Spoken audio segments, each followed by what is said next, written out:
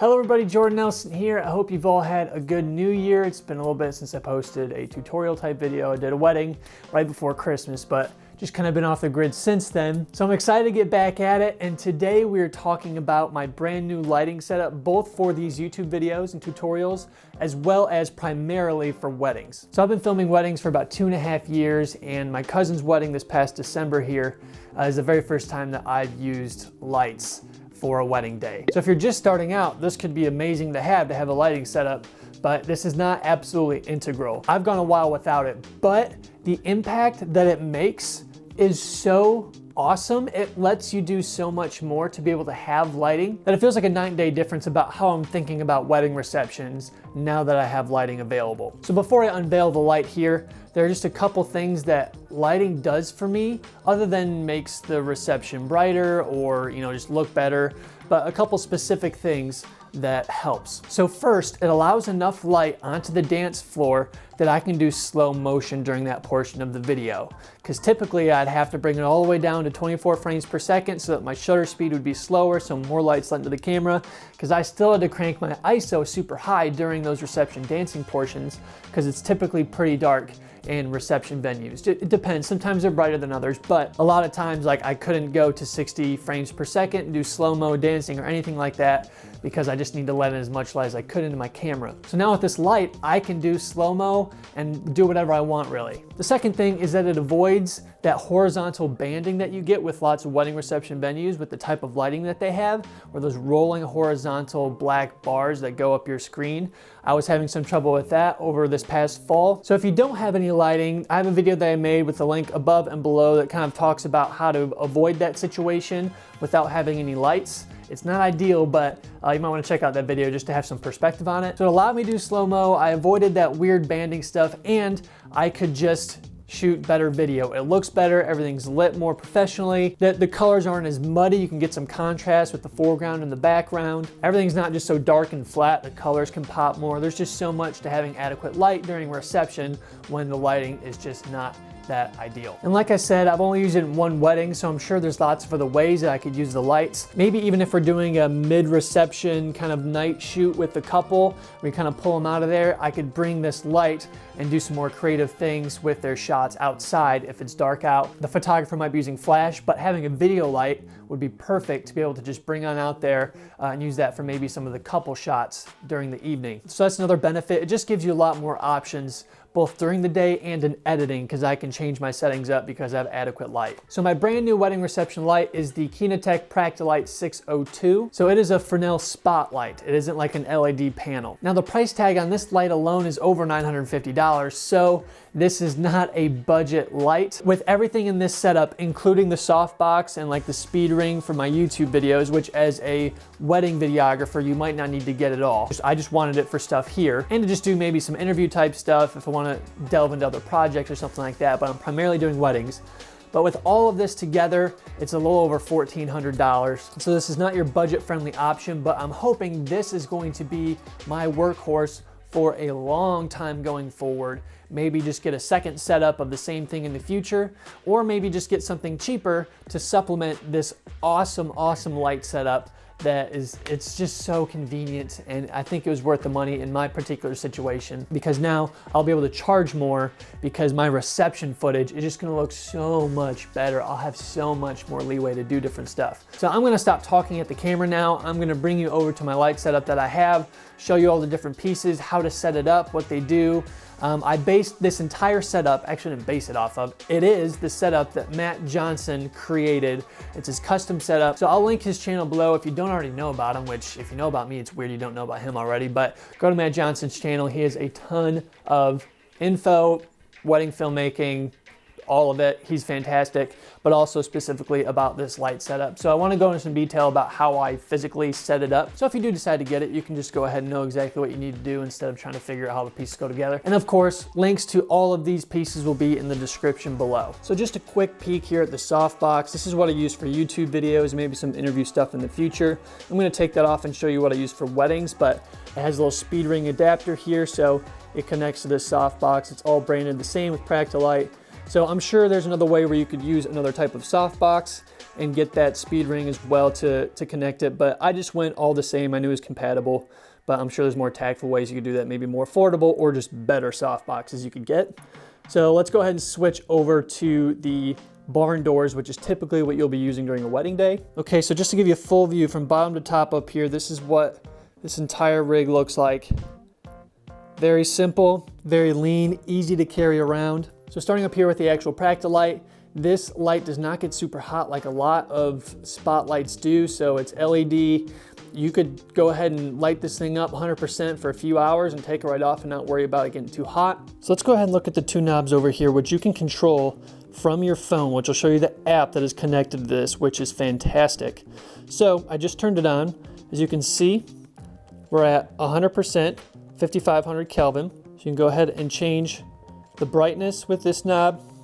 You can go 5% up to 100, and that's where I was sitting right there. So that's 100%. And you can change the Kelvin setting all the way down to 3000 up to 6000 Kelvin. So the higher up you go, the bluer it is. The lower down you go, the more yellow-orange it is. Now this thing packs a serious punch. Its 100% is incredibly bright.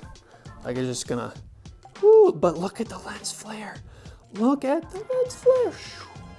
Ah, I just love it. So another thing about this light is it produces fantastic lens flares on the dance floor. So I'm still trying to learn how to take even better advantage of that. Okay, so like I mentioned, this thing has an app. So you can connect through Bluetooth from the light to this app with your phone. And I was across the entire dance floor, the entire reception hall, and I was able to change the temperature and the brightness of this light remotely, and it was so awesome, especially when you have the light super high in the air, because this stand can go up to about 12 feet tall, which I'll talk about that in a second, but so sick. So then you could go to this tab down here and you can change the color temperature. Dude, being able to match the color temperature of the lights that are currently in the room is so awesome, because there are a lot of spotlights and reception lights that you could use that you would have to use gels. So the reception hall was about 3200 Kelvin, so that's what I set it at, and I was able to match it perfectly with both the first dances as well as the reception dancing. When most of the lights went off, I went ahead with a more whiter light, and I did that all from my phone. I never touched the light after I turned it on. And you can even turn it on and off through this app as well, which is awesome. It's just a fantastic compatibility, and I had no problems with it first time going out. So this is one of the reasons why I wanted to spend the money on this light. One of the reasons was because of the entire Kelvin temperature continuum, as well as this app, because I'm a solo wedding shooter, so I don't want to have to run over to adjust this thing with the brightness or the Kelvin. Now, if I'm pointing it at the wrong place, yeah, there's no like motorized remote or anything where I can change the position of it, but still, if I set it up correctly, man, we're good to go.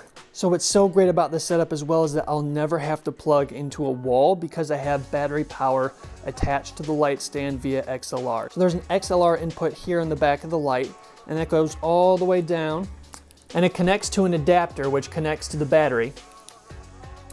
Now this battery is an absolute workhorse. It costs $200, but it'll give you a ton of light. Even at 100%, it'll go for quite some time. I don't even know how long it'll last if I just kept it there, but you can check your battery life by pressing this button on the side, and as you can see, 3 out of 4, but it literally just went to 3 right before I started doing this video.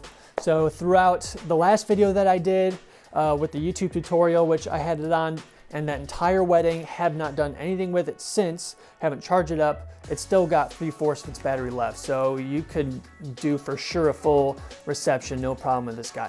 Now I have the battery connected to this light stand. So one thing that's awesome about this light stand is you can move it around that quickly. Just up and down, set it down, and it'll automatically spread out, and you can have it set up. Now one tip too is that you'll want to extend the bottom portion before you go ahead and extend the other one. So you want to get the base up first before you start going to the top ones and extending these top guys. So similar to like a tripod stand as well. It's like you want to get the base ones open first. Now back to this rig, because this is a huge piece in making this all work, because this is my power source connected directly to the light. I need no other power source, so you don't have to keep it near your wall to plug it in, which is another huge plus of this whole system that Matt created. So let's go ahead and take this off and kind of look at what we got going on here. So this clamp through this little ball joint is all one piece. So you screw this into this small rig plate you have here. So this is a V-mount. So I just screwed it into one of the holes back here because this V-mount mounts with this particular battery. So you press this red button here and it comes off. So you can kind of see that V there. This also has that V and it slides right in. Now this is gonna have a little plastic piece in here that you're gonna need to take out. You can just press the red button over here at the side and get that thing to come out. And then you can connect these two together. And it snaps in like that. And you can snap it out using this. And then you can simply clamp it on. And you wanna make sure this is tightened up too, because if it's loose, this thing's gonna fly all over the place. So you wanna tighten this ball joint up, and then that'll make this more secure as a whole. And then you can connect the D-tap here, and you have battery power. And then you can see at the bottom that it is up and running right up here. And here's the front of the light. I didn't really show you what the barn doors look like. Now these can rotate. It's built really well, so you can spotlight it however you want. And you can really focus it, or you can make it wider, but it helps with spillage as opposed to having like an LED panel where you don't know exactly where the light's going. It's gonna light whatever it's gonna light. This, you can focus it in more, which is really helpful. The barn doors go on pretty easy. You wanna close everything up before you put it on.